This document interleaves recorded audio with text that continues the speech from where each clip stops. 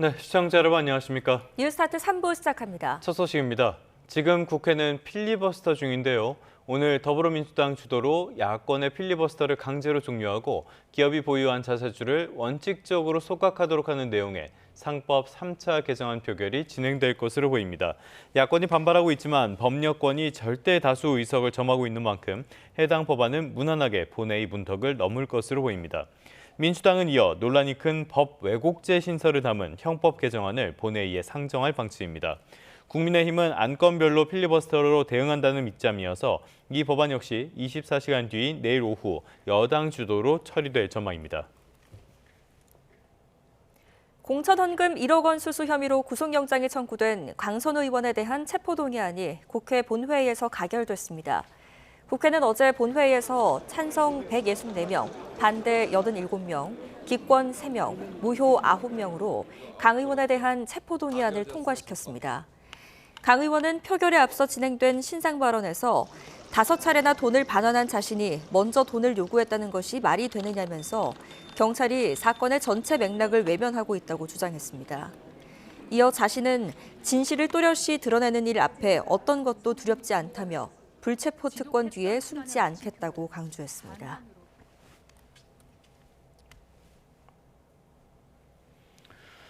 강선우 의원의 체포동의안이 지금 보신 것처럼 국회 본회의를 통과하면서 강 의원이 언제 영장심사를 받게 될지도 관심사입니다. 이런 가운데 경찰은 조만간 출석하는 김병기 의원의 차남 특혜 채용 의혹과 관련해 가상자산거래소 빗썸을 압수수색했습니다. 김희영 기자입니다.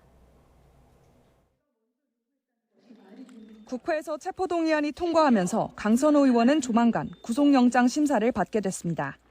강 의원의 체포동의 통지서는 국회에서 법무부, 검찰을 거쳐 법원으로 전달됩니다. 이후 법원이 영장실질심사 기일을 지정하는데 이전 사례를 보면 하루 안에 날짜가 확정될 것으로 예상됩니다. 앞서 국민의힘 권성동 의원과 추경호 의원은 체포동의안 가결 5일 뒤 영장심사를 받았는데 이에 비춰보면 미체포 피의자인 강 의원 역시 이르면 이번 주 후반에서 3월 초에 구속 전 피의자 신문이 열릴 전망입니다. 필요적 공범인 김경 전 서울시 의원의 구속심사 일정도 곧 정해질 것으로 예상돼 두 사람 모두 본격 신문 준비에 들어갈 것으로 보입니다. 이런 가운데 두 사람이 구속 갈림길에 서게 된 원인인 1억 공천원금 의혹을 눈감아줬다는 논란이 불거진 김병기 의원은 오는 26일과 27일 경찰에 처음으로 출석합니다.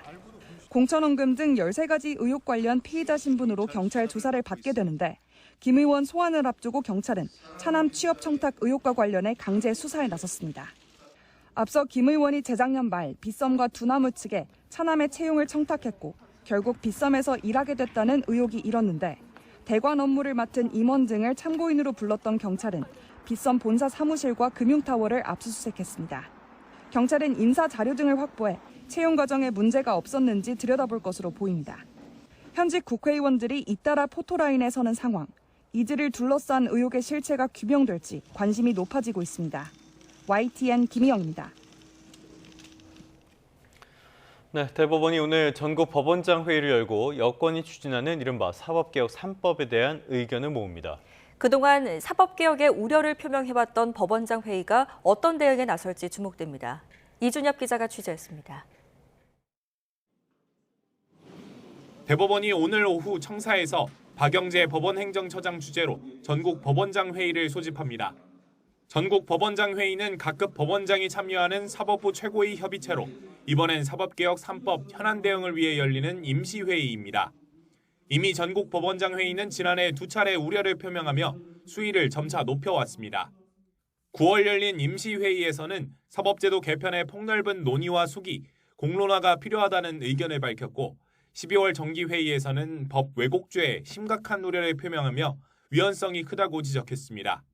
조희대 대법원장 역시 반복해서 숙의와 공론화 필요성을 강조하고 있습니다.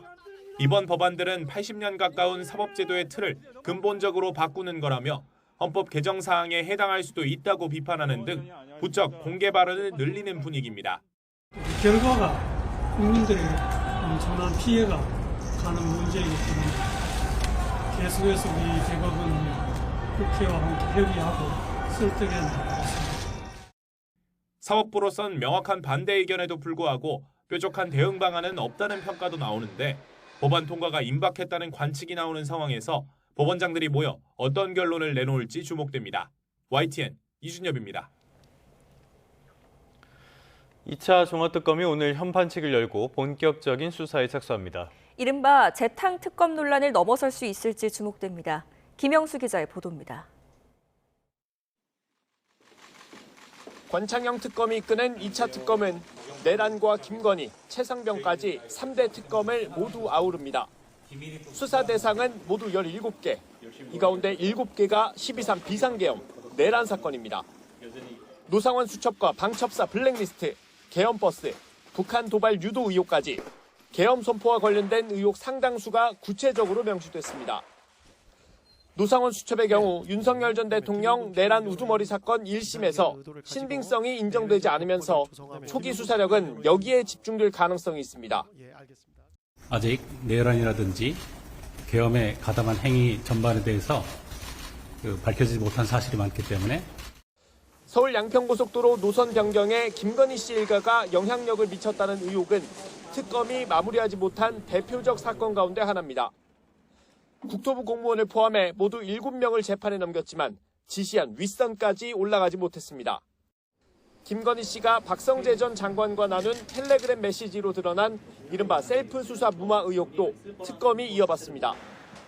수사기간은 앞으로 최대 150일, 특검보 5명 가운데 4명을 채운 특검은 이제 첫 발을 뗄 준비를 마쳤습니다. 유례없는 3대 특검 이후 바통을 이어받은 2차 종합특검이 재탕 수사라는 비판적인 시각을 넘어 성과를 낼 수 있을지 주목됩니다. YTN 김영수입니다. 통일교로부터 현안 청탁과 함께 금품을 수수한 혐의로 재판에 넘겨진 건진법사 전성배 씨가 1심에서 구형보다 높은 징역 6년을 선고받았습니다. 서울중앙지방법원 형사 33부는 특가법상 알선수재 혐의 등을 받는 전 씨에게 징역 6년을 선고하고 1억 8,078만여 원의 추징을 명령했습니다. 재판부는 전 씨가 지난 2022년 4월부터 7월 사이에 김건희 씨와 공모해 통일교 측으로부터 교단 현안 청탁과 함께 8천만 원 상당의 금품을 수수했다고 인정했습니다. 또 같은 기간 통일교 측에서 고문료 명목으로 3천만 원을 받은 혐의도 알선의 대가로 인정했습니다. 앞서 김건희 씨 선고에서 통일교 측이 처음으로 건넨 800만 원 상당의 샤넬 가방은 무죄로 판단한 것과 달리 이번 재판부는 샤넬 가방 2개와 그라프 목걸이, 천수삼 농축자 모두 포괄 일죄로 인정했습니다. 이진관 부장판사가 이끄는 재판부가 특검이 기소한 사건에서 잇따라 엄중 처벌 기조를 확인하고 있습니다. 한덕수 전 총리에 이어서 건진법사 전성배 씨한테도 이 특검의 구형량보다 높은 형량을 선고했습니다. 유서현 기자가 정리했습니다. 이진관 부장판사가 재판장을 맡은 서울중앙지법 형사 33부는 건진법사 전성배 씨의 알선수재 혐의만 유죄로 인정하면서 징역 6년을 선고했습니다. 특검이 알선수재에 징역 3년, 정치자금법에 징역 2년을 요청했던 만큼 구형량의 2배가 선고된 셈입니다. 이진관 재판부는 앞서 한덕수 전 국무총리에 대해서도 15년이었던 구형량의 1.5배가 넘는 징역 23년의 중형을 선고했습니다. 피고인은 12.3 내란이 성공할지도 모른다는 생각에 이러한 의무와 책임을 끝내 외면하고 오히려 그 일원으로서 가담하기로 선택하였습니다. 이진관 재판부는 2차례 구속영장이 기각된 박성재 전 법무부 장관의 내란 중요임무 종사 사건도 심리하고 있습니다. 위로부터의 내란이 더 위험하다고 강조했던 만큼 유무죄 판단은 물론 형량까지 주목됩니다. 한덕수 전 총리의 경우 헌법재판관 미임명, 졸속 지명 의혹으로 또 이진관 재판부의 심리를 받습니다. 정진석 전 대통령 비서실장 등과 함께 피고인석에 서고 있습니다. 이진관 재판부는 윤석열 전 대통령의 사건도 맡고 있는데 정치 브로커 명태균 씨로부터 여론조사를 무상 제공받은 의혹에 대해서도 판단을 내릴 예정입니다. 이진관 재판부의 단호한 양형 의지가 남은 피고인들에게도 고스란히 이어질지 관심이 쏠립니다. YTN 유서연입니다.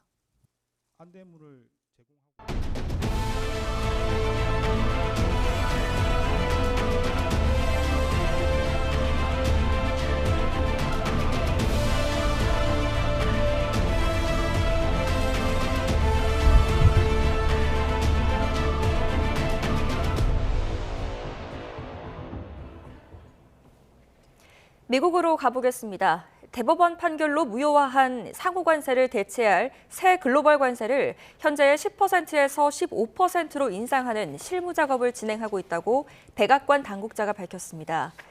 로이터 통신은 백악관 당국자가 글로벌 관세를 15%로 올린다는 트럼프 대통령의 기조에 변화는 없다며 이같이 밝혔다고 보도했습니다.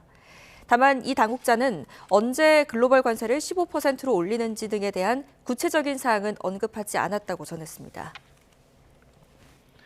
보신 것처럼 트럼프는 상호 관세 위법 판결 이후에도 관세 정책 계속 이어가고 있습니다. 다양한 관세 카드가 검토되고 있지만 트럼프의 의도대로 흘러갈지는 미지수입니다. 유투건 기자가 보도합니다. 미국 연방대법원의 판결에 따라 현지 시각 24일 0시 1분부터 상호관세 징수가 중단됐습니다. 하지만 곧바로 또 다른 관세 전쟁이 시작됐습니다. But we're immediately instituting the 10% provision, which we're allowed to do. And in the end, I think we'll take in more money than we've taken in before.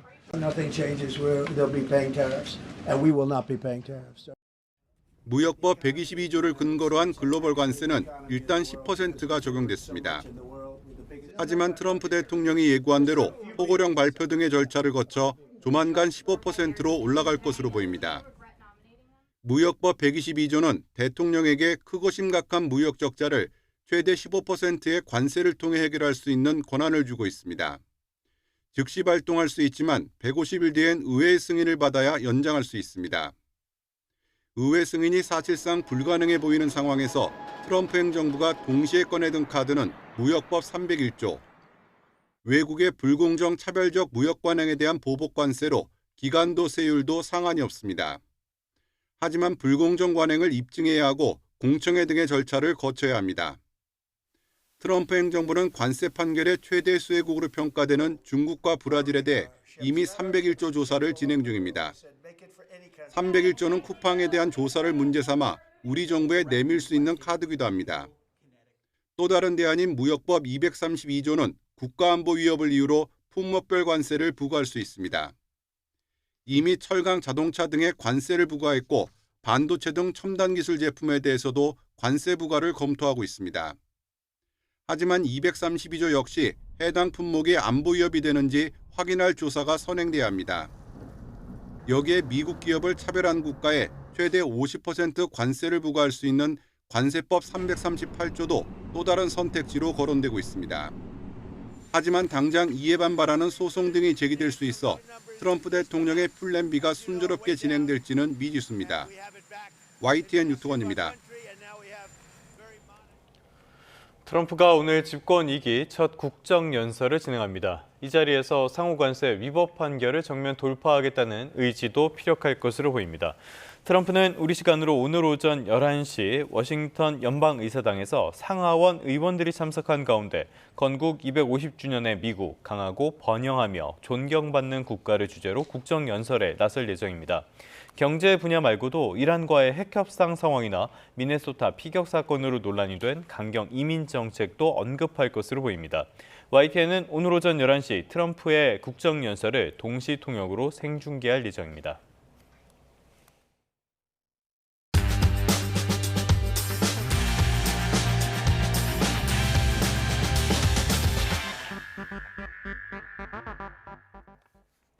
(2월 25일) 수요일 스타트 브리핑 시작합니다.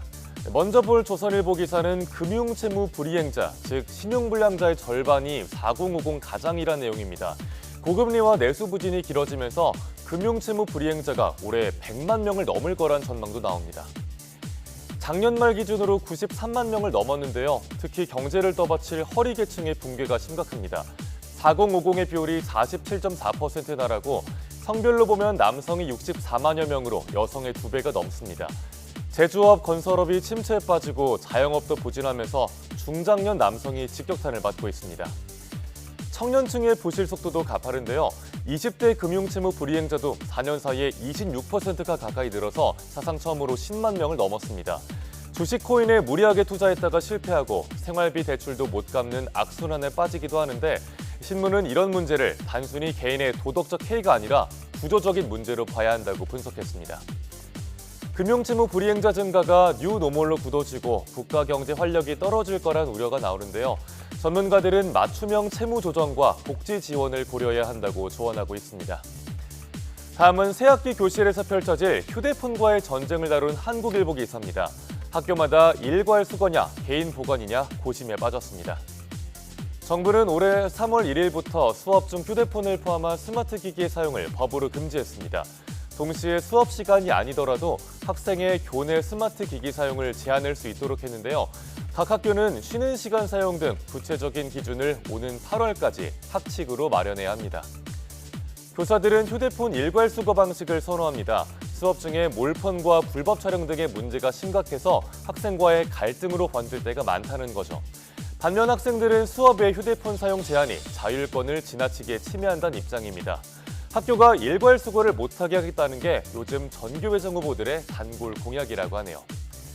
인권위는 교내 휴대폰 사용 전면 금지가 인권 침해에 해당한다는 판단을 주로 내려왔는데요. 교육부는 곧 휴대폰 소지 관리 학칙 예시안을 마련해서 안내할 예정입니다. 이어서 볼 중앙일보 기사도 새학기의 풍경과 관련이 있습니다. 같은 강남권이어도 초등학교마다 신입생 수가 극과 극으로 갈린다고 하는데 지도로 자세히 보겠습니다. 강남과 서초 공립초등학교 중 신입생이 가장 많은 잠원초는 263명, 가장 적은 대청초는 단 7명에 그칩니다. 분석해보면 주로 대단지 아파트, 대치 반포동 학원가와 가까운 학군지엔 학생이 몰리고요. 그렇지 않은 학교는 통폐합을 고려할 정도로 규모의 양극화가 뚜렷해지고 있습니다. 빌라와 주택 비율이 높은 지역은 전입 전출이 적은 편이라 학령 인구 유입도 적습니다. 그런가 하면 강남 학부모들의 사립초 선호도 양극화의 원인 중에 하나로 꼽히는데요. 학령 인구 감소에도 불구하고 올해 서울 38개 사립초의 경쟁률은 8.2대 1에 달했습니다. 학생 쏠림 현상이 더 심해지지 않도록 대안이 필요해 보이는데 신문은 장기적으로 도시 계획과 학생 배치 계획을 함께 연구해야 한다는 전문가 의견도 전하고 있습니다. 네, 끝으로 해마다 수백 건씩 반복되는 119 악성 허위 신고 문제를 꼬집은 동아일보 기사 보겠습니다. 누군가 신고 전화로 1시간 동안 욕설을 퍼붓는 동안 소중한 생명을 지킬 골든타임을 놓칠 수 있습니다. 119에 접수된 허위 신고는 최근 5년간 3,538건, 한 사람이 여러 번 전화를 걸어도 한 건으로 집계되기 때문에 실제로는 훨씬 더 많을 걸로 추정됩니다. 소방당국이 정한 화제의 골든타임은 7분입니다. 하지만 악성 허위 신고가 이 마지노선을 무너뜨리는데요. 20일 동안 무려 1,500통의 신고 전화를 한 사람도 있었습니다. 그런데도 과태료 부과로 이어진 건 해마다 0건에서 7건, 비율로는 평균 고작 0.7%에 그칩니다. 불친절 민원이 제기되면 소방관에게 책임을 묻기 때문에 응대할 수밖에 없는 어려움이 있습니다. 네, 악성 및 허위 신고에는 강력하게 대응해야 할 겁니다. 벌금형 등 형사처벌도 적극적으로 검토해야 한다는 목소리가 나옵니다. 2월 25일 아침 신문 살펴봤습니다. 지금까지 스타트 브리핑이었습니다.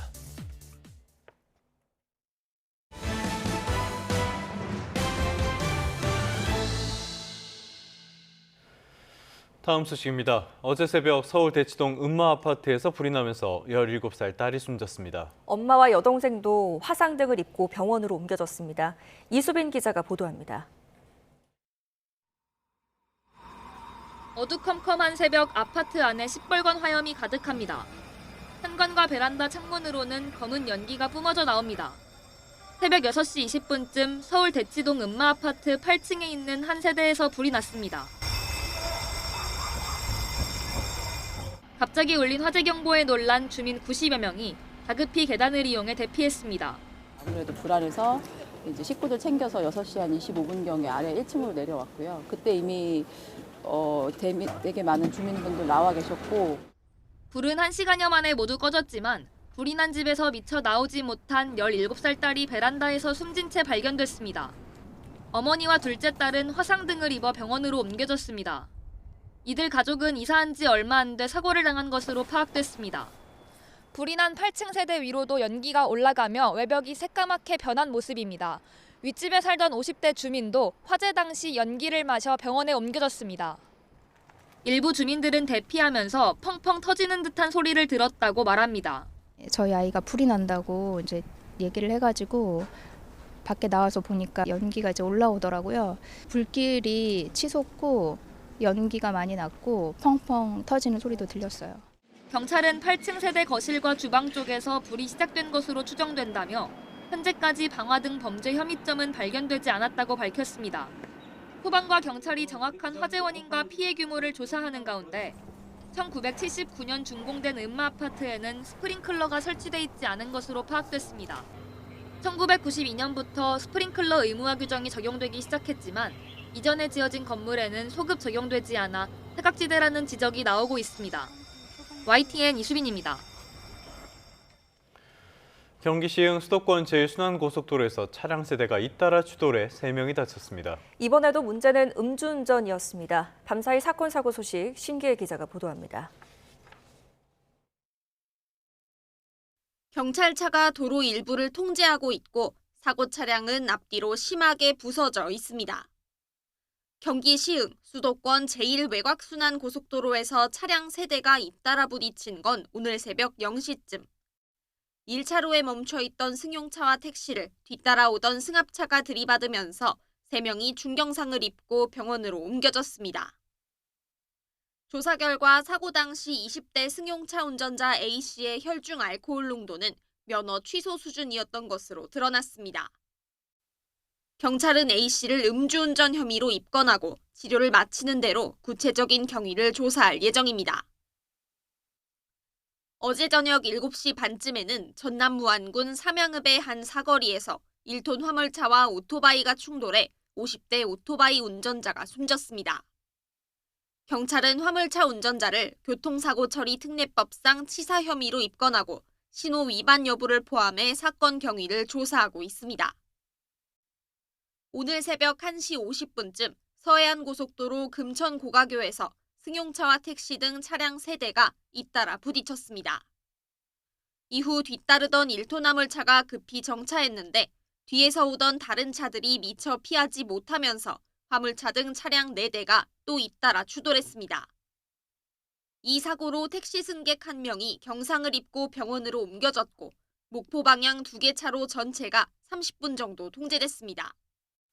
YTN 신기혜입니다.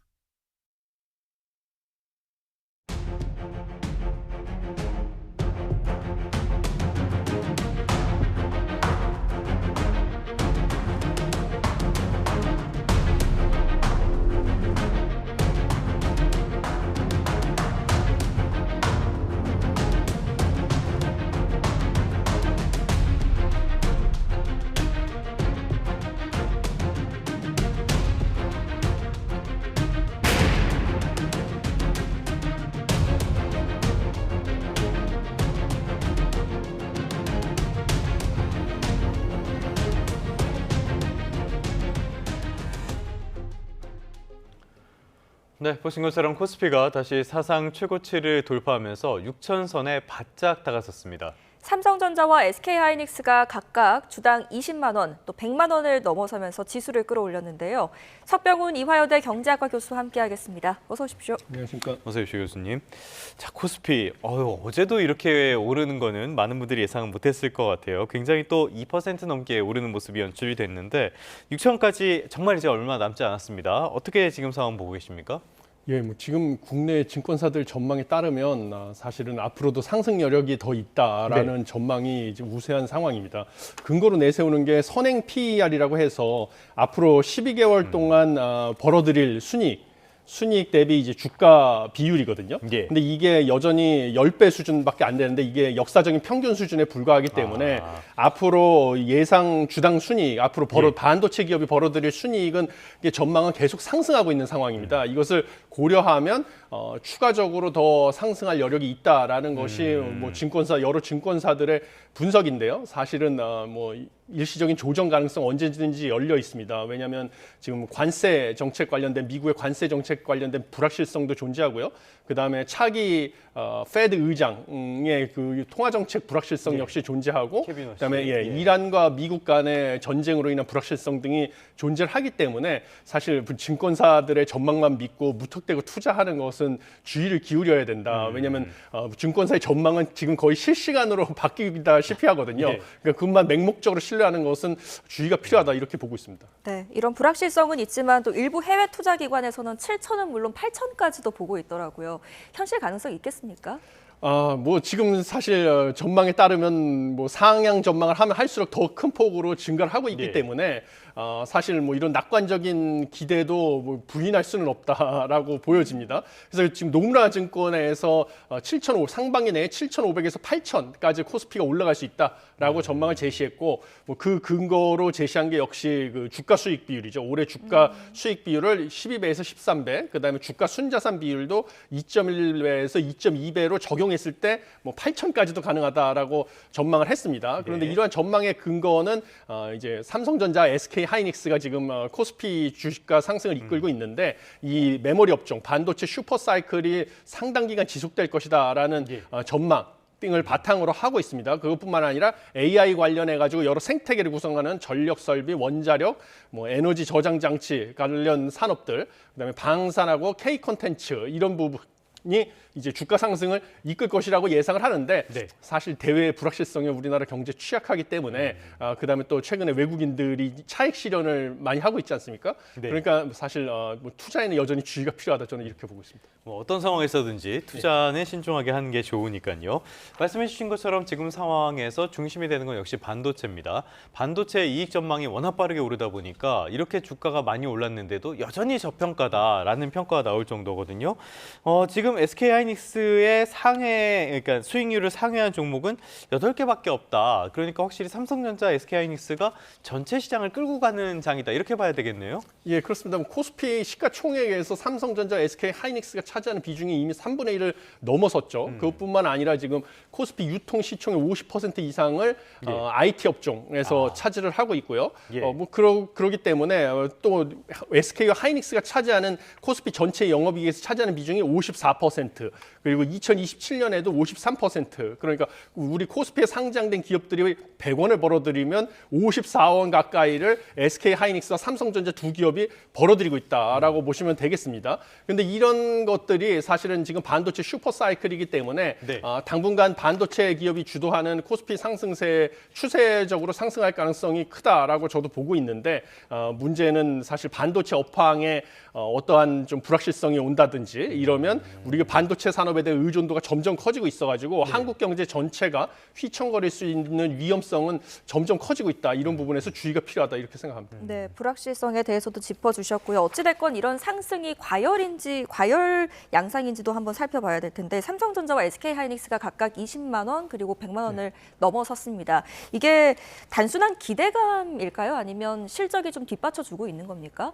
예, 지금 뭐 실적이 뒷받쳐주고 있고요. 그다음에 실적이 앞으로도 계속 좋아질 것이라는 기대감까지 더해지면서 지금 20만 원, 100만 5천 원에서 100만 원과 20만 원 각각 돌파하는 사상 최고가를 계속 경신하고 있는 상황입니다. 뿐만 아니라 뭐 국내 증권사에서 더 낙관적인 전망은 삼성전자 30만 원까지 갈 수도 있고 SK 하이닉스 160만 원까지 갈 수도 있다라는 아주 낙관적인 전망을 제시하고 있는데, 그 근거가 역시 지금 빅테크 기업들이 AI 관련돼서 대규모 투자를 늘리고 있고, 거기에 대해서 삼성전자, SK 하이닉스가 HBM 이런 것들에 대해서 독점적인 공급자로서의 지위를 갖추고 있습니다. 뿐만 아니라 이들이 HBM으로 생산 설비를 조정하는 과정에서 다른 범용 반도체, D램이라든지 낸드에 대해서도 공급이 부족해서 수요를 공급이 못 쫓아가는 상황이다 보니까 가격 협상력도 강해지고, 그다음에 이익이 상당히 늘어날 것이다라는 전망이 계속 뒷받침되고 있습니다. 뭐 그렇지만 뭐 관련 SK 하이닉스와 삼성전자의 최고 경영진조차 이 반도체 업황에서의 불확실성, 신기술 업종에서의 불확실성은 여전히 크기 때문에 너무 맹목적으로 낙관하는 거 주의가 필요하다고 얘기를 하는 만큼 투자자 입장에서는 무턱대고 투자하는 것은 여전히 주의를 해야 됩니다. 저는 이렇게 생각합니다. 일단은 삼성전자와 SK하이닉스 두 회사의 시가총액이 2천조 원을 넘어섰다 그러고요. 이거는 경쟁 회사들의 시가총액을 봤을 때는 여전히 낮은 편이기 때문에 앞으로 어떻게 움직일지는 조금 더 봐야 될 것 같습니다. 최근에 반도체 업계에 계시는 분이 분이랑 만나서 이야기 좀 해봤는데 디램 좀 팔아달라고 요청하는 사람들이 그렇게 많이 연락이 온다고 하더라고요. 지금 반도체 공급 부족이 심각하긴 심각한가 보죠. 예, 그렇습니다. 뭐 가장 중요한 건 두 가지 이유가 있는데 AI 관련해서 빅테크 기업들이 투자를 대폭 늘리고 예. 있습니다. 예. 그러니까 AI 관련돼서 뭐 HBM 대한 수요가 급증을 하다 보니까 네. 주요 메모리 반도체 기업들이 생산 설비를 갖다가 HBM을 증설하는 방식으로 재조정을 했습니다. 그러다 보니까 여전히 필요한 D램이라든지 낸드 플래시에 대해서도 수요가 늘어나고 있는데 여기에 대해서 공급이 수요를 못 쫓아가는 공급 절벽이 동시에 나타나고 있어가지고 D램, 낸드 플래시 가격들이 1년 전과 비교하면 4배 이상, 8배 이상 낸드 플래시는 이런 식으로 예. 폭등을 하고 있습니다. 그래서 HBM에 대한 수요도 늘어가는 상황에서 D램과 낸드 플래시에 대한 수요도 늘어나고 있어가지고 사실은 이 뭐를 소위 말하는 지금 램마게돈이라고 하죠. 그래서 예. 아마게돈이란 인류 최후의 전쟁과 메모리 반도체 램을 합친 합성어인데 메모리 수급이 극단적으로 지금 대결 국면을 치닫고 있어서 가격이 통제불능 수준으로 치솟고 있다라는 얘기까지 나올 정도로 사실은 뭐 전망은 지금 밝은 것은 사실입니다.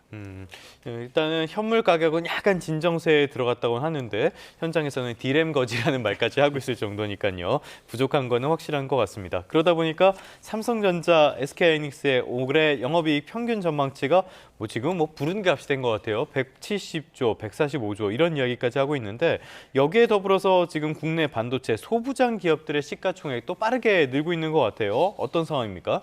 예, 그렇습니다. 지금 삼성전자, SK하이닉스 같은 경우는 뭐 여러 증권사가 앞다퉈서 영업이익을 갖다가 상향 조정하고 있는 상황이다 보니까 낙관적인 전망에 따르면 대한민국 정부 예산만큼 두 기업이 합친 영업이익이 되는 게 아니냐 이런 전망까지 나오고 있는 상황입니다. 예. 이에 더불어서 소재, 부품, 장비 업체에 대해서도 지금 가치가 급등을 하고 있는 것이 현실입니다.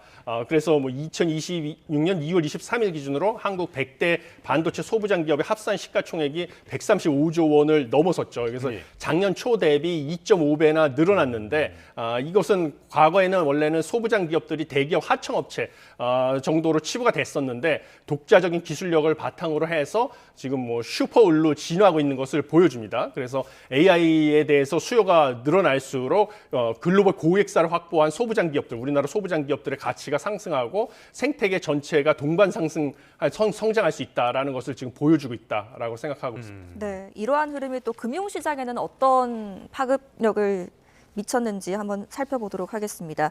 장단기 금리 차가 4년 만에 최대폭으로 커졌다고 하는데 이게 어떤 의미입니까? 예, 사실 장기 금리하고 단기 금리 간의 격차가 벌어진다는 것은 장기 금리가 점점 상승할 것이다라는 기대가 커지고 있다라고 보시면 되는데요. 예. 그럼 장기 금리는 왜 상승하느냐?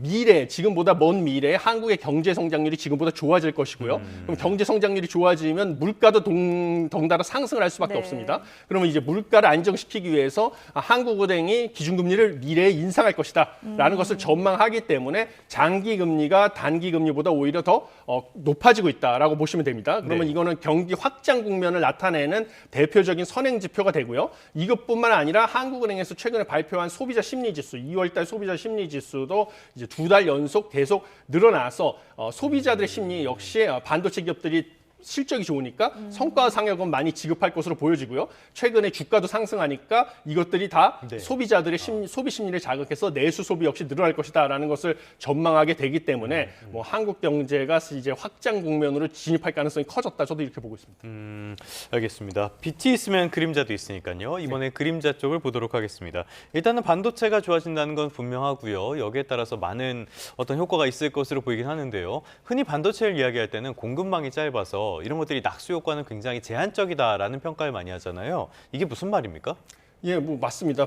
지금 현재 데이터만 보더라도요. 반도체 기업은 실적이 엄청 좋은데 제조업과 비제조업 간의 그 실적에 대한 차이, 그다음에 내수를 담당하고 있는 건설 투자 업계, 그다음에 설비 투자 쪽과의 실적이 부진한 거 이런 것들이 나타나면서 반도체 기업과 다른 기업 간의 뭔가 격차, 양극화가 심해지고 있습니다. 반도체만 좋다 그러니까. 그렇죠. 예. 그다음에 반도체 같은 경우는 사실은 이제 생산 기지가 수도권에 집중돼 있습니다. 그러니까 반도체 기업이 좋아지면 수도권 경기는 좋아지고 지방의 경기는 안 좋아지는 이런 양극화 역시 예상이 되고요. 그다음에 반도체 기업에 근무하는 근로자들은 다 고소득 고소득자들입니다. 그런데 경제학에서 고소득자들 같은 경우는 일시적으로 성과상여금 등이 늘어나서 소득이 증가해도 소비를 크게 늘리지 않고 저축을 오히려 늘리는 경향이 크다라고 알려져 있기 때문에 반도체 기업이 실적이 좋고 그다음에 반도체 기업 근로자들이 성과상여금을 많이 받아도 저축이 오히려 늘어나지 내수 소비가 늘어나지 않을 수 있다라는 것들이 사실은 뭐 지금 나타나고 있다라고 보시면 되고요.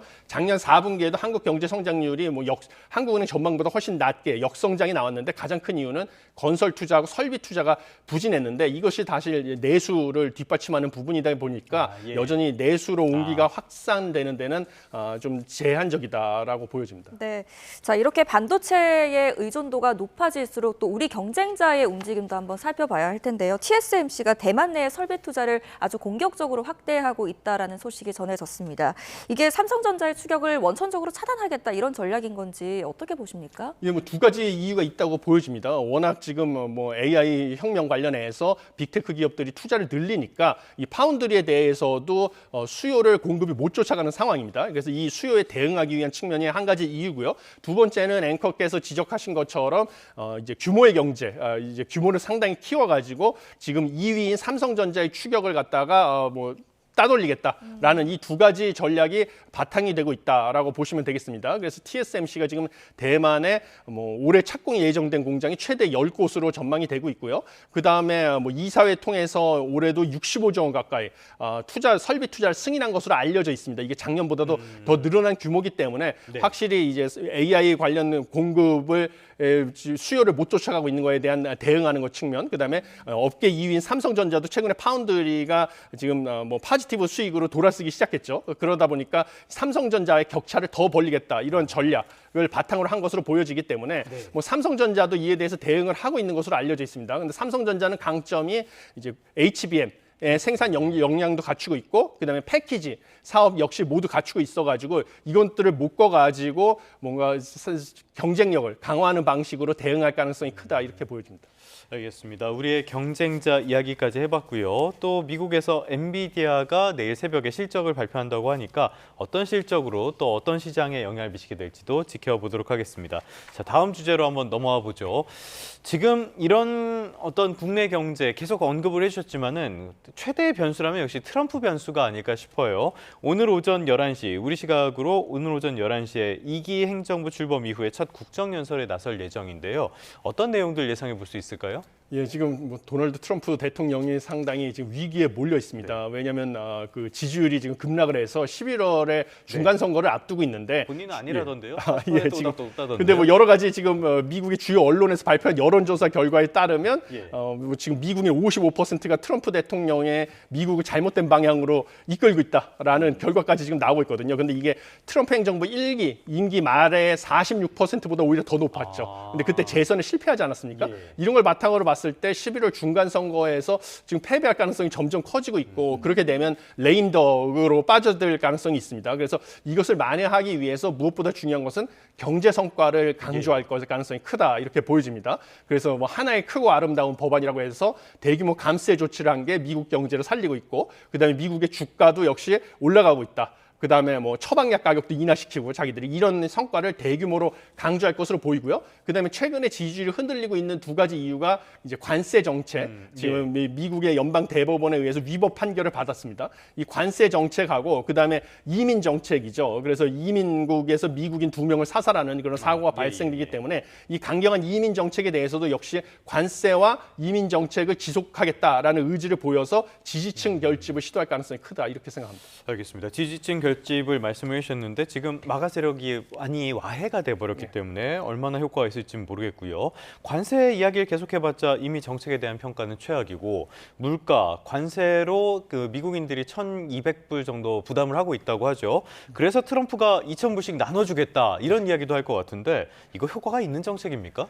사실 이제 선거를 앞두고 지지율 끌어올리기 위해서 대표적으로 사용하는 게 포퓰리즘 정책이 되지 않겠습니까? 그래서 이런 포퓰리즘 정책을 쓰게 되면 사실은 지지율은 일부 상승할 가능성이 커집니다. 그런데 문제는 그러면 이제 물가도 덩달아 오르기 때문에 미 연준이 정책 금리를 인하하는 속도는 더 늦어질 가능성이 있습니다.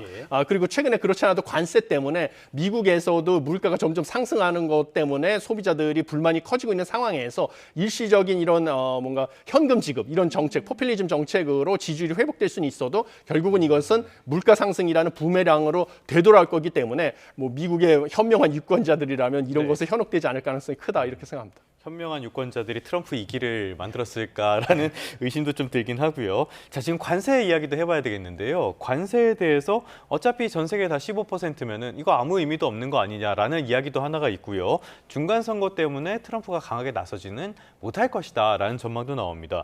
어떻게 전망을 앞으로 어떻게 갈 거라고 보십니까? 예, 지금 관세 같은 경우는 일단은 지금 10% 부과가 시행이 됐고요. 무역법 122조에 따라서 그다음에 이것을 15%로 또 올리겠다라고 지금 10% 부과는 24일 0시 1분 미국 기준으로 이제 시행이 될 예정이고요. 그다음에 이것을 15%로 올리겠다라고 공언을 하고 있는 상황입니다. 근데 이걸 이제 5개월 정도 시간을 벌 수가 있는 거죠.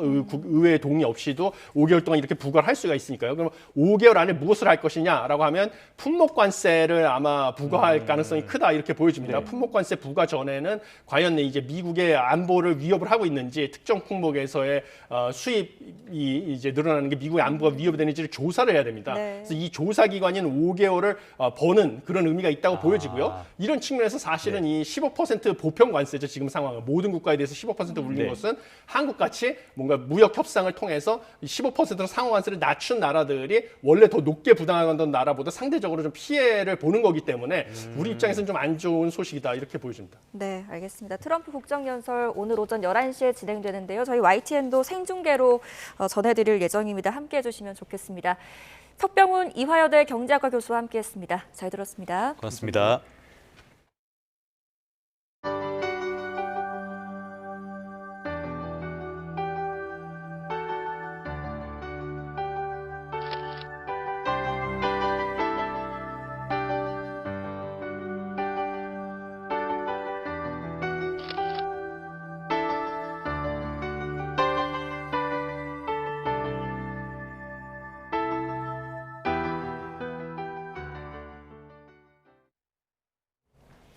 네, 끝으로 출근길 날씨 살펴보겠습니다. YTN 야외 스튜디오 연결합니다. 정수현 캐스터.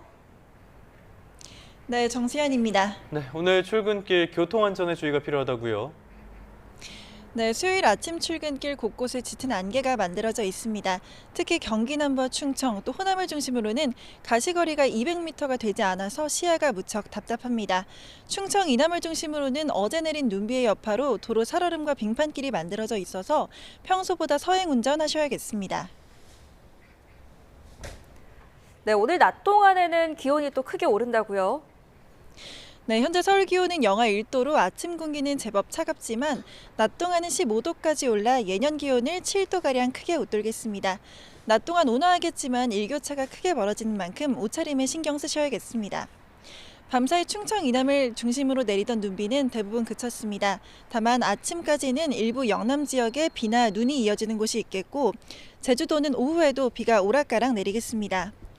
자세한 지역별 현재 기온 보겠습니다. 이 시각 서울의 기온이 영하 1도, 대전 1.8도, 대구는 1.5도 보이고 있습니다. 하지만 낮에는 기온이 크게 오르겠습니다. 서울 15도, 대전과 대구 14도, 전주 16도로 일교차가 크게 벌어지겠습니다. 당분간 예년보다 포근한 날씨가 이어지겠고 금요일에는 영동과 남부지방에 비나 눈이 내릴 전망입니다. 영남은 건조특보가 해제됐지만 수도권과 일부 강원 지역은 여전히 특보가 남아있는 상태입니다. 바람도 강하게 불어서 산불 예방에 힘쓰시기 바랍니다. 지금까지 YTN 정수현입니다. 네, 2월 25일 YTN 뉴스타트 모두 마무리하겠습니다. 오늘 아침도 저희와 함께해 주셔서 고맙습니다.